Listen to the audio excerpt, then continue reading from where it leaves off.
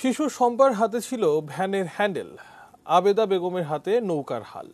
২০ বছর ধরে খেয়া মাঝি ৫০ঊর্ধ্ব আবেদা বেগম জীবনের স্রোতে সংসার সচল রাখতে নৌকা বাইছেন নদীতে।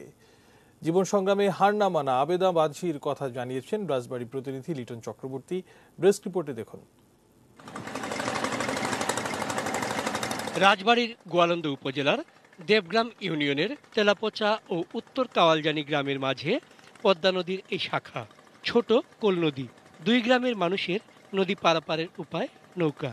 গত ২০ বছর ধরে সেই কাজটি করে আসছেন আবেদা বেগম। কাক ডাকা ভোরে বইটা হাতে তুলে নেন, আর সে বইটা হাত থেকে নামে রাতে। ৫ মেয়ে আর এক ছেলে নিয়ে আবেদার সংসার। বিয়ের পর থেকেই স্বামী অসুস্থ।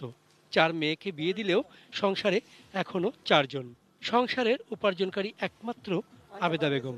তাই আবেদার নৌকা চললে জীবন চলে। ২০ বছর ধরে নৌকা চালাই। প্রতিদিন মনে করেন যে ২৫০ টাকা, ২০০-২৫০ টাকা এরকম হয়। বয়স ৫০ পেরিয়েছে।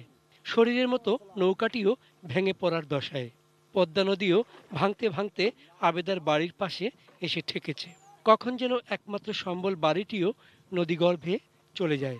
৫টা মেয়ে, সংসার বড়, একা মানুষই করে পার না। এই জন্য আমি মনে করেন যে ২ জন খাটাখাটনি করে সংসারটা চালাই। প্রয়োজনে নারী কতটা সংগ্রামী হতে পারে তার উদাহরণ আবেদা বেগম। তার কাজেই তিনি সমীহ কুড়িয়েছেন মানুষের। নৌকা বাইতে পারে না, তাও পেটের দাঁড় কষ্ট করে নৌকা বা খাইতেছে, তাছাড়া তো উনার উপায় নাই, উনি চলবে কি করে। নৌকাটা এখন বিশেষ ভালো না।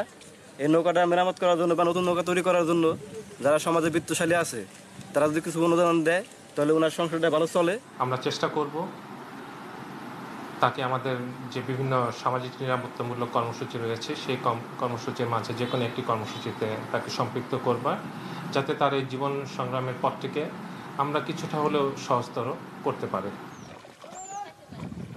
চন্দন পাল, ডেস্ক রিপোর্ট, এটিএন নিউজ।